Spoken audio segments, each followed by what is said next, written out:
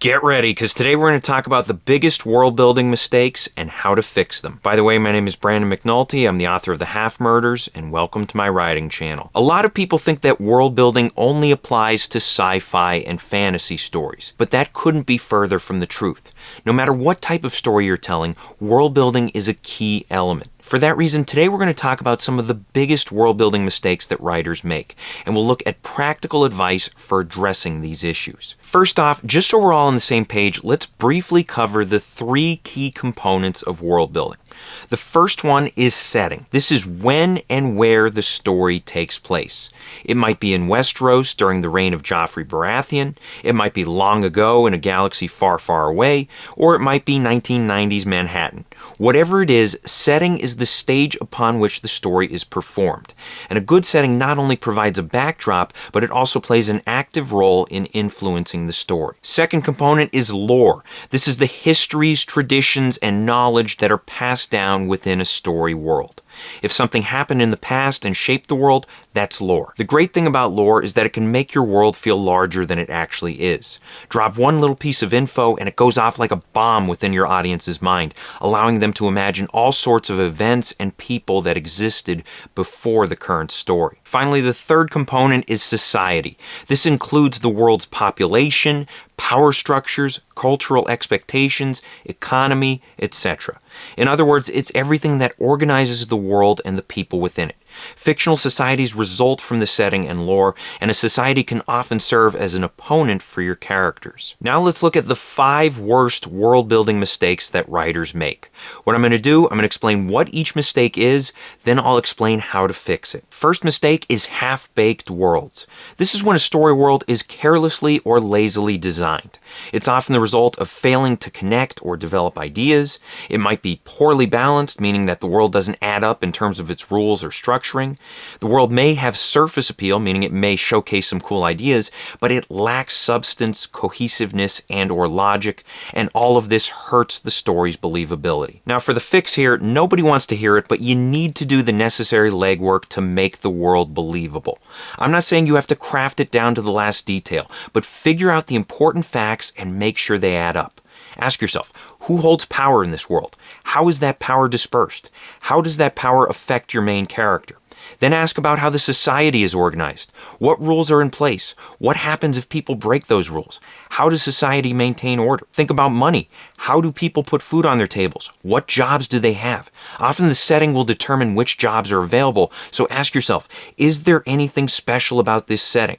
Are there extreme weather conditions or harsh terrain? What kind of threats are out there? What kind of technology is in place? Westeros, for instance, won't have a high demand for computer programmers, but a more modern setting will. And finally, think about what the people in this world generally strive for. What is it? Is it survival, comfort, change? There are many possibilities, but make sure your ideas connect and add up. Second mistake, info before invitation. This is when a story world is introduced through info dumps rather than drama. The writer unloads page after page of setting description before any meaningful action occurs.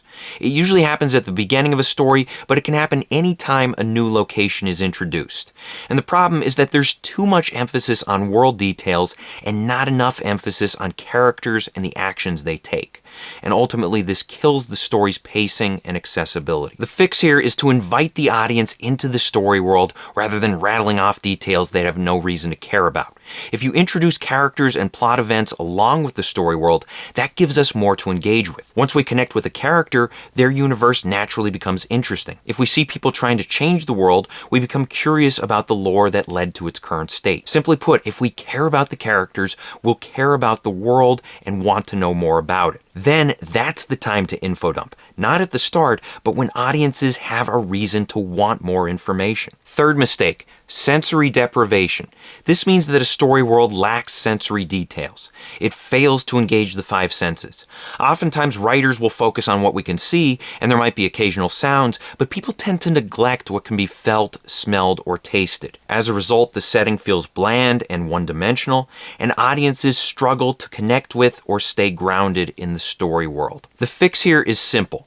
You need to make a conscious effort to engage the five senses. It's important to do this, especially if you're writing a novel, because sensory details are what grounds the audience in the story.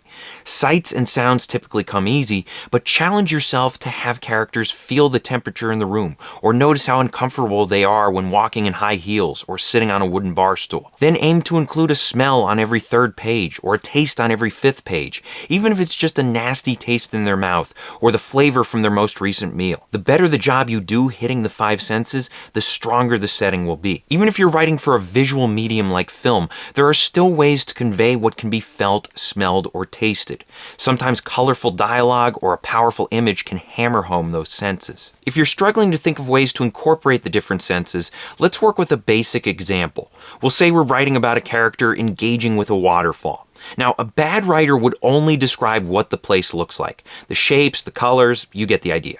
A better writer would include sounds, not just the sound of water crashing down, but surrounding noises as well, whether it's the shouting of tourists, the quacking of ducks, or the rumbling of nearby vehicles. From there, take things a step further and hit the three remaining senses. First, think about what we can feel. The temperature in the air, the sun shining down, or mist spraying across the area. Maybe get hands-on and have a character take a boat ride that gets them closer to the falls.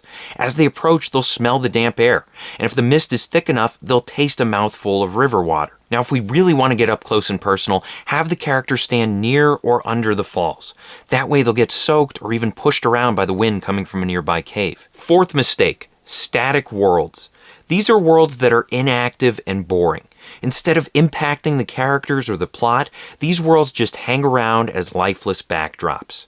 Often they'll be the result of static setting descriptions where nothing happens, and they may involve underdeveloped societies that fail to influence the story. The fix here is to treat your world building like you would treat a character. Think about what the society wants or how the setting operates.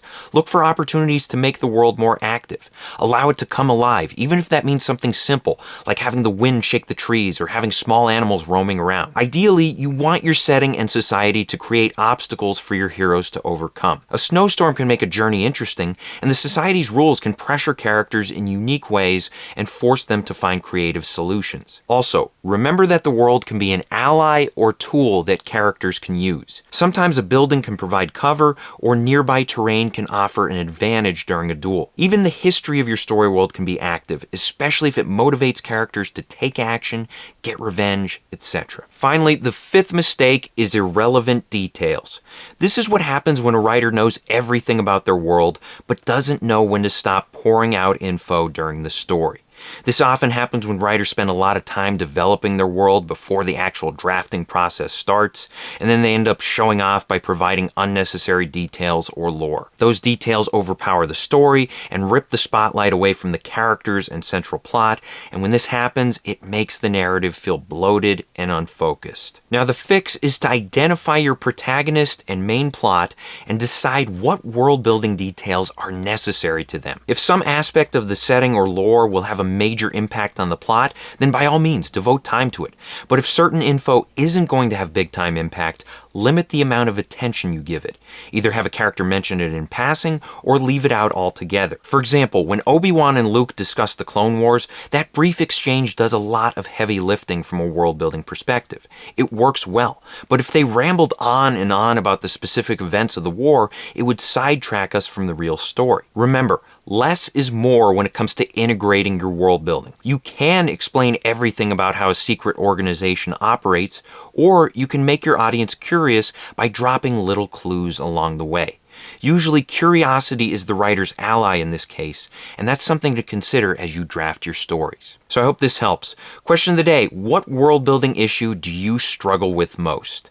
Let us know in the comments section below. Thank you for watching. If you want to support the channel, please pick up a copy of any one of my books and be sure to leave reviews on Amazon.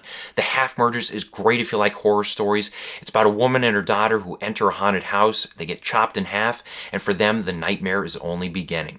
Also, be sure to check out my other videos, like, share, and subscribe. Maybe support me on Patreon. And as always, remember to keep on writing.